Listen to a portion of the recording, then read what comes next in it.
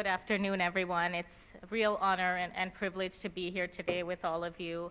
And there's really no way that our family can adequately thank the Michigan community for all the support. Whatever your inspiration or ambition as an entrepreneur or as an organization, your customer is probably never going to read your mission statement. You can only create value when you can capture your learning in a design that changes the game.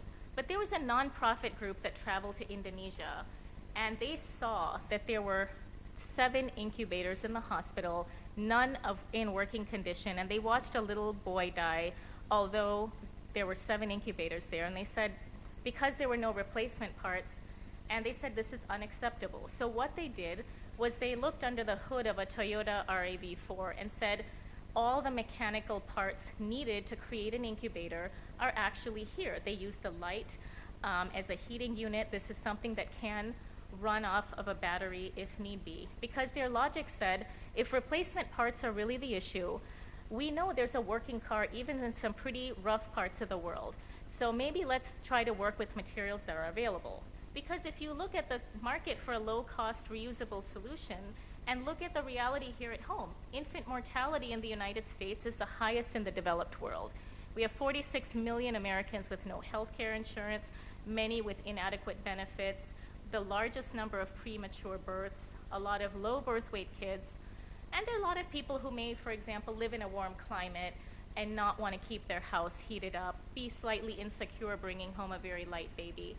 So you can immediately see that thinking about the extremes not only allowed you to help people, but this can potentially allow you to transform the market size itself. So I think if we really look at how we can understand that data, there's no reason India shouldn't be able to develop manifests for what new products around the world should look like. Because we have all the data about consumer complaints and pain points, and we also have a very robust testing ground for usability here. We have every single type of population, young, old, multi-generational households, middle income, poor. So I think that India is an ideal testing ground for usability, and that's something we can all leverage. And I think I would just like to close by saying I know we didn't really inherit my father's insight about India, but I think we all inherited his faith. And I think one of the really interesting examples I've seen of design that does work is a fascinating article I saw about the Golden Temple about a year and a half ago. Until very recently, it was the world's largest free lunch program. 80,000 people are fed each weekday, about double that on weekends. They process more than 12 tons of grain into 250,000 rotis, 3.3 tons of dal a day, and it's done strictly by volunteers. And if I really look at that and do some back of the envelope math, that means that 37.4 million people are fed every year. And to give you a reference point, the UN High Commissioner for Refugees serves about 34 million people a year, and they've won the Nobel Prize twice. I just want to say 4 things. First is I think it's really wonderful that the University of Michigan's administration, I think Bill, you're here, and Krishnan as the director of this program have really put together the CK Prahlad initiative. Gayatri, I know you're now a very active part of it. So I just want to say to all of you, from all of us who knew CK, thank you very much. I think this is a very wonderful thing that you've done. And I think Gayatri and Deepa, your unwavering commitment and support, I know that lots of things that you've, shall we say, navigated to make sure that CK's ideas and thoughts get regenerated, renewed, and reincarnated in a new form take place. I think it's been just amazing how quietly, how with so much of dignity, with so much of grace, both of you have done this, as well as Murli. So I want to thank all of you also.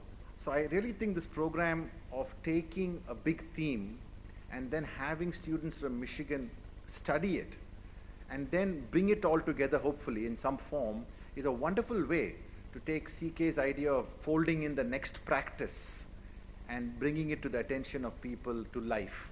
So I really hope that this thematic map program continues and that the findings would be consolidated and as knowledge papers.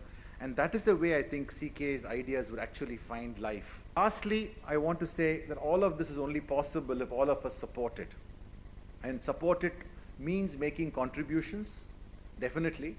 It also means participating in these projects. And I leave it to Krishnan and the team there to define the framework through which we can actually interface and participate in MAP projects or contribute to keeping the idea of looking at the base of the pyramid or bottom of the pyramid as a source of innovation alive through these MAP projects and finding the best practice.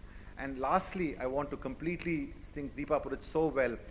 For me, my experience of working for many decades with CK was his immense faith in India, his immense pride in Indians, and his immense belief that the entrepreneur is the next freedom fighter of this country came through in everything. Even though he pummeled things in India, he did it with a purpose to evoke action because he so strongly believed in India, Indians, and Indian entrepreneurs.